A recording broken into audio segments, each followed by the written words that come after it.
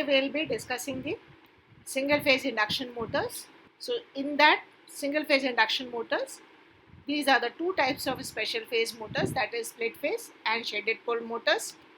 So the topics to be covered today are starting of single phase motors, split phase motors and shaded pole motors. How do we start a single phase motor? To make the single phase induction motor as self-starting, the stator has two windings with a phase displacement of 90 degrees, electrical, known as main and auxiliary windings. The auxiliary winding is excited by a current which is out of phase with the current in the main winding derived from the same supply.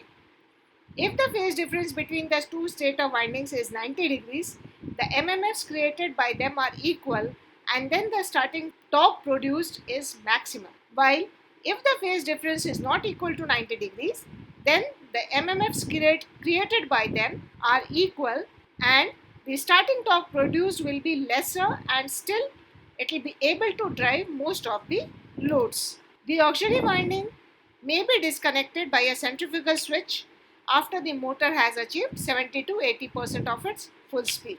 Now first we'll discuss about the split phase motors. The split phase motors, we have got the two windings, the main winding and the auxiliary or the starting winding. Starting winding, why do we call it as? Because it is disconnected after the 70 to 80% of the speed is achieved. So it's only there in the circuit during the starting period. Later on it is disconnected from the supply. Auxiliary winding we call it because it is supporting the main winding for the starting of the given motor.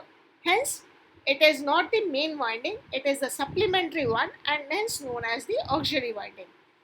In split phase motors, to create the phasor difference between the main winding current and the auxiliary winding current, we add a resistance to the auxiliary winding, because if the resistance is added to the main winding, it will include the losses in the circuit.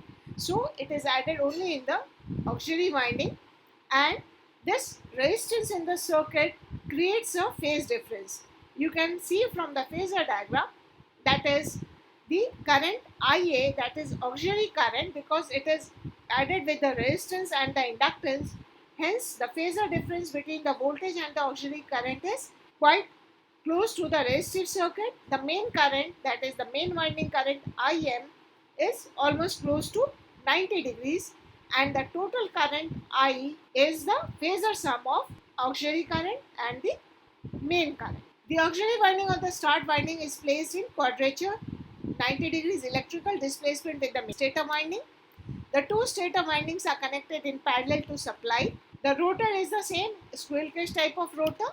The phase displacement between windings is obtained by adjusting winding impedances. That is, the resistance is connected in series with the auxiliary winding and is wounded with a thinner wire.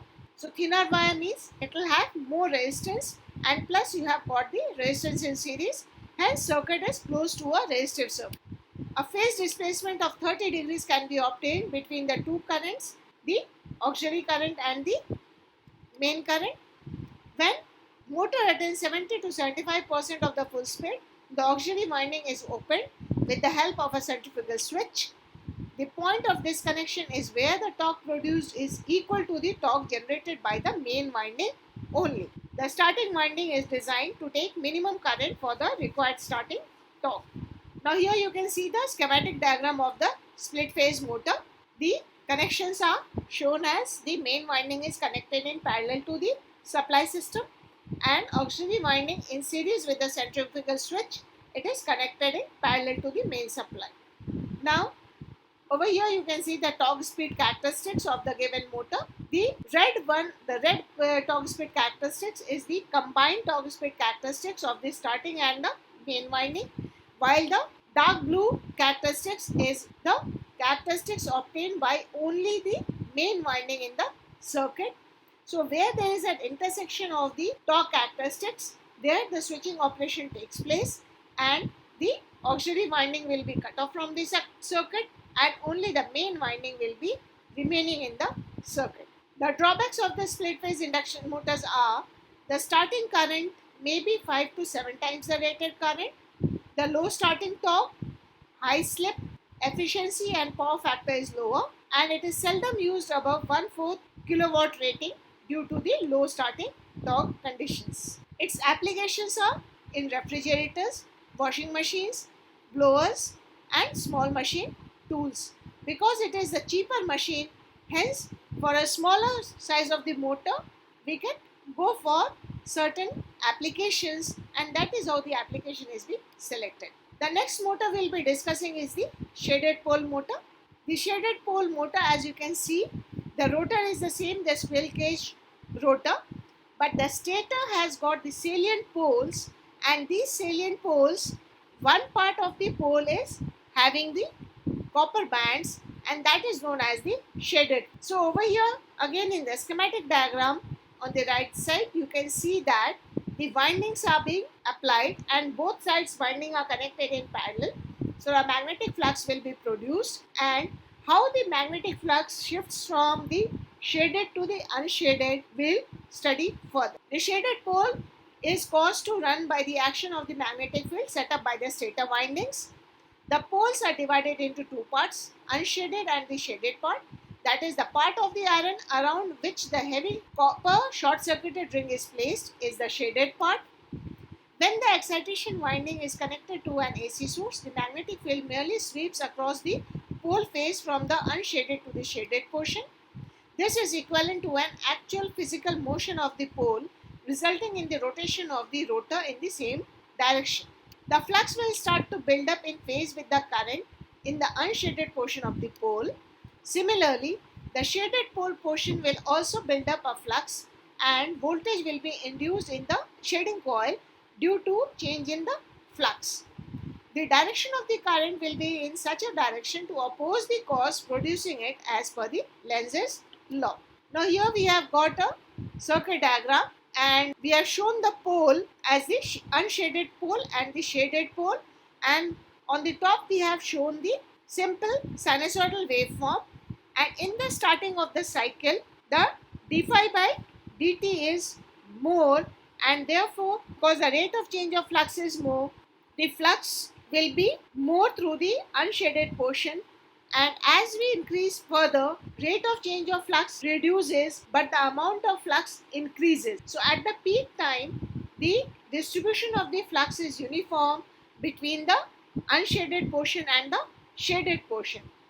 And later on, when we come towards the end of the half cycle, where again the amount of flux reduces but the rate of change of flux is more, and the shaded portion does not want the change in the flux, so it resists the change in the flux, and therefore the flux is more condensed in the shaded portion of the pole, and therefore it's like pole shifting from the unshaded to the shaded, and again from the shaded to the unshaded portion. Sweeping action of the field pole across the pole actually has the rotation in the rotor.